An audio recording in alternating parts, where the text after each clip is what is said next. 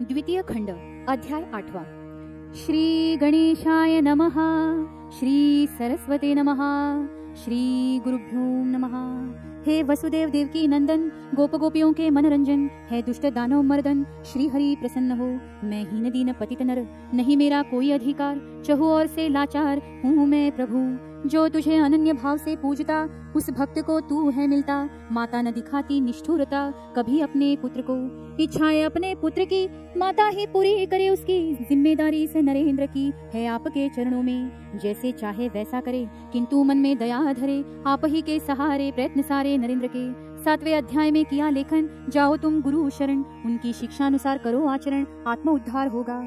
गुरु कृपा का फल वो पाता, जो गुरु की कसौटी पार करता। जैसे हरिश्चंद्र ने पाई सफलता, विश्वामित्र की कसौटी में। कथा यह मार्कंडेय पुराण की, सत्वगुणी राजा हरिश्चंद्र की दयनीय अवस्था हुई उनकी विश्वामित्र परीक्षा में। वेद व्यास के शिष्य जैमिनी सुनना चाहे यह कहानी, कहे हे मार्कंडेय मुनि बताइए यह कथा। ऋषि ने कहा उनको, इतना समय नहीं मुझको, पक्षी रूपी द्रोण पुत्र तुमको कहेंगे कथा विस्तार से। धर्मात्मा पक्षी कहते गए, त्रेता युग में राजा हरिश्चंद्र हुए, अत्यंत धर्मप्रिय जानिए सभी लोक में। पृथ्वी पर राजा उनके समान, ना हुआ कोई यह लो जान। सत्व था उनका महान, इसीलिए हुई परीक्षा। आंखें टकरने गए एक दिन वन में, विघ्नों का पदार्पण होना था जीवन में। भेंट हुई अरण्य में महर्षि विश्वामित्र से। विश्वामित्र को देखकर राजा ने उनके दर्शन कर, महर्षि कहे गुरु दक्षिणा समझकर मुझे दान दो। राजा बोला जो भी आज्ञा दे हमें, प्रस्तुत करे सेवा में, यही उचित लगे हमें हे मुनिवर। विश्वामित्र कहे राजन, तुम पत्नी पुत्र करो प्रस्थान, और संपूर्ण राज्य दान मुझे दो। हरिश्चंद्र कहे विनम्र होकर, जैसी आपकी आज्ञा गुरुवर, जाता हूँ छोड़कर राज्य यह। राजा हरिश्चंद्र का दक्षिणा रूप में लिया उनका, लोकप्रिय राज्य उनका विश्वामित्र ने। राजा लौटा नगर में, समाचार भिजवाया प्रजा में, त्यागना है राज्य हमें विश्वामित्र के लिए। फिर वो पहुंचा राजमहल, छोड़ना होगा इसी पल, दिया दान में राज्य सकल, कहा पत्नी एवं पुत्र से। पुत्र रोहित पत्नी तारामती ने समझकर, आपने वचन दिया है अगर, जाएंगे सब कुछ त्याग कर, कहा उसने राजा से। विश्वामित्र उपस्थित हो उसी क्षण को, कहे राजा हरिश्चंद्र को, राज्य दान किया है मुझको, तो निकलो यहाँ से। पुत्र एवं पत्नी को लेकर निकला राज्य छोड़कर, लंबी यात्रा की चलकर पहुँचे वाराणसी। चूर हुए थककर एक जगह बैठे थे जाकर, तभी वहाँ आकर विश्वामित्र उपस्थित हुए। मुनि को देख तीनों ने प्रणाम किया उन्होंने। राजन की ओर देखा मुनि ने, कहा मुझे और दान चाहिए। राजा ने कहा ऋषिवर, कुछ न रखा बचा कर, दान कुछ भी लाकर देने में असमर्थ हूँ। विश्वामित्र कहे राजा को, पत्नी और पुत्र जैसी संपत्ति को रखकर झूठ बोले मुझको, समझे स्वयं को सत्यवचनी। कठोर शब्द ऋषि के, पार हुए हृदय के, शून्य हुए विचार उनके, कुछ न सूझे। राजा को चिंतातुर देखकर रानी कहे मुझे बेचकर, ऋषि को दक्षिणा देकर कर्तव्य पूर्ण करे। राजा कहे मेरा सत्वगुणी आचरण बना पत्नी बेचने का कारण, कैसे करूं इस पाप का वरण, हाय रे दुर्भाग्य। तारामती कहे राजन से, 7 अश्वमेघ यज्ञ हुए आपसे, पुण्य प्राप्त राजस्व यज्ञ से व्यर्थ न गवाइए। पत्नी के वचनों का मान रखने, नगर में जाकर लगा चीखने, आया हूँ अपनी पत्नी बेचने, कोई खरीद लो यह दासी।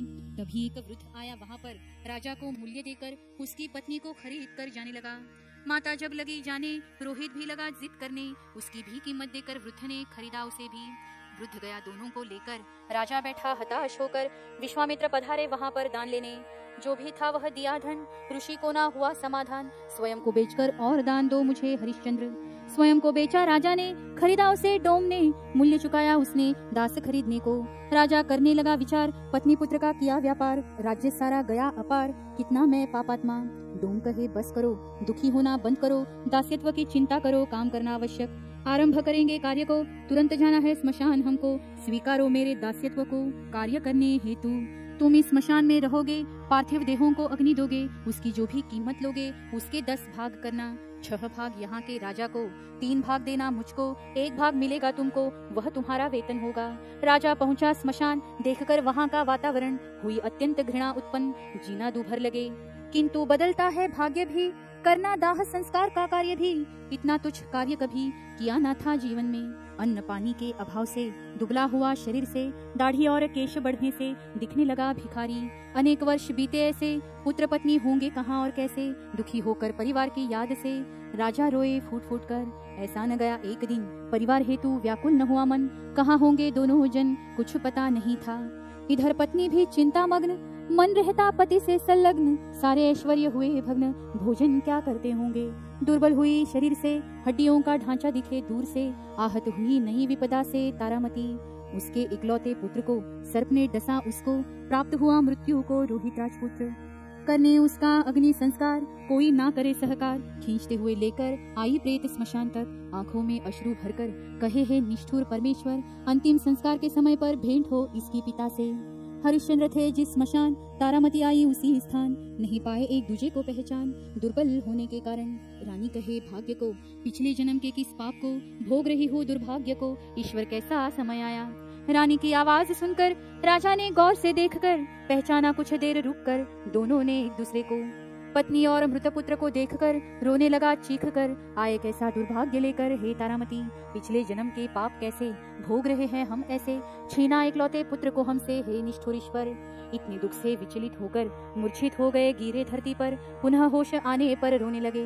प्रसंग था ऐसा दुर्धर, अपमान दुर्दशा से जीना दूभर, ऐसा समय ना आए किसी पर, कहेंगे सुसज्जन। आज चंद्र दिवाकर राज्य होकर, इतनी यातनाओं से घिर कर, दुर्दशाओं का सामना कर, फिर भी नीति धर्म ना छोड़ा।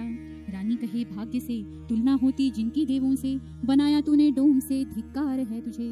उनके पत्नी एवं पुत्र को बिकवाया तूने उनको, समाधान न हुआ तुझको, बनाया उन्हें डोम। जिस मार्ग पर राजा चरण धरे, फूलों से स्वागत प्रजा करे, उसकी ऐसी दुर्दशा करे, भाग्य क्या साधने।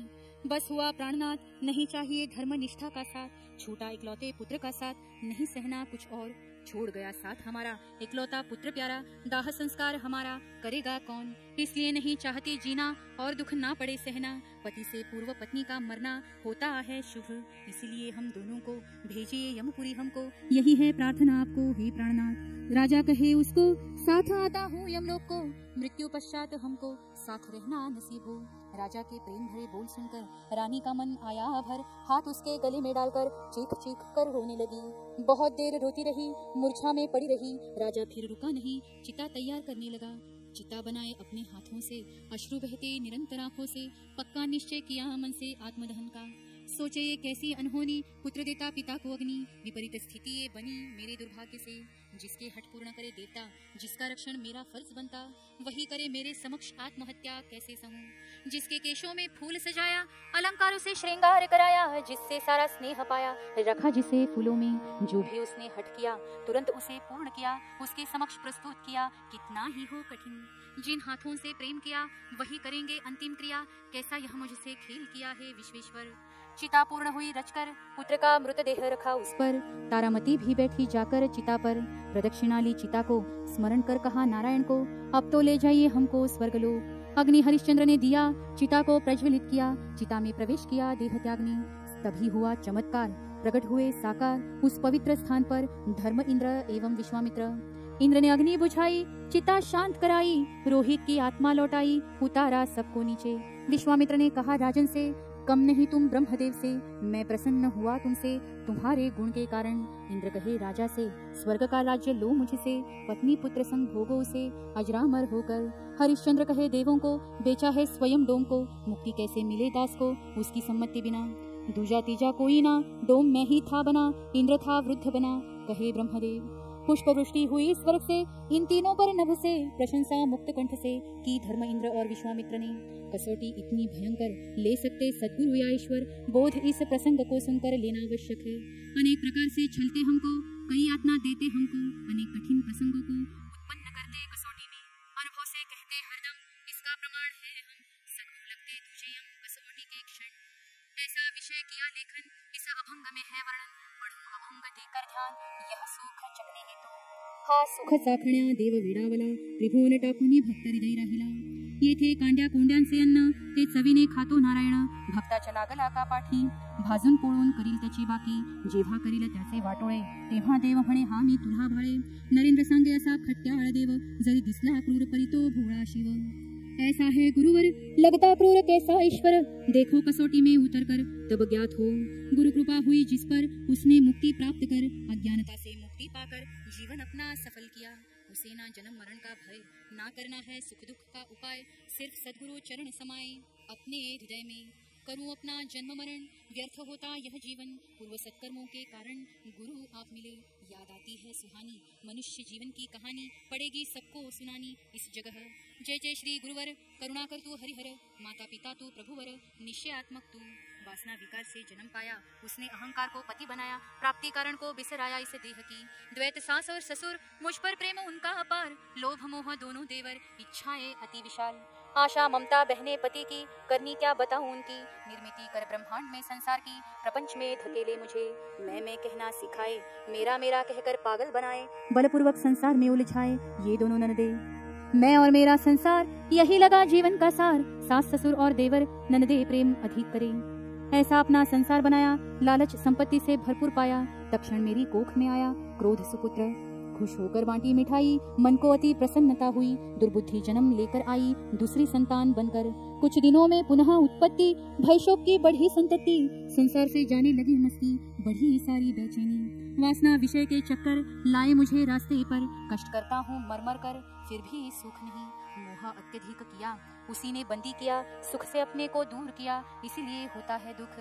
सुख का मार्ग पाने, गली कूचों की खाक छाने, एक दिन मिला जानने सद्गुरु आपके बारे में, आया तब आपके द्वार, लिया चरणों का आधार, तब से संतुष्ट हूँ अपार, सुख समाधान पाकर। आपकी शिक्षा अनुसार चलना है इस संसार, दूर जाने का विचार न करो जीवन में, जो भी घटे कर्म अर्पण करो यही धर्म, जान लिया यह मर्म निश्चित किया मन में, न जाने नीति नीति ऐसे कहते श्रुति, वहाँ कैसे चले मति मुझ जैसे मूर्ख की। जैसी श्रद्धा मेरे मन में, गुरु उपस्थित किया ध्यान में, हो कोई चुप इसमें क्षमा मुझे करे, जो वस्तु परम दुर्लभ उसका हो अलग भला, केवल आपकी कृपा से सुलभ हे गुरुवर।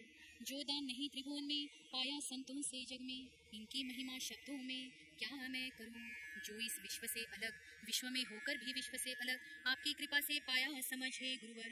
उस ब्रह्म की प्राप्ति संभव आपके कारण होती, दूसरा कोई जगतपति न दिला सके, इसलिए आया आपकी शरण, दुर्बुद्धि न पाए मनुष्य जन, हो सबका कल्याण यही मांगे नरेंद्र दास द्वारा रचित यह ग्रंथ लीलामृत, सद्बुद्धि दे सद्भक्त यही मांगो गुरुवर। इति अष्टमोध्याय समाप्त। जगत गुरु नरेंद्राचार्य महाराज की जय, सद्गुरु काड़ सिद्धेश्वर महाराज की जय, संत शिरोमणि गजानन महाराज की जय, आद्य जगत गुरु रामानंदाचार्य महाराज की जय, सियावर रामचंद्र की जय, परम पूज्य कानिनाथ महाराज।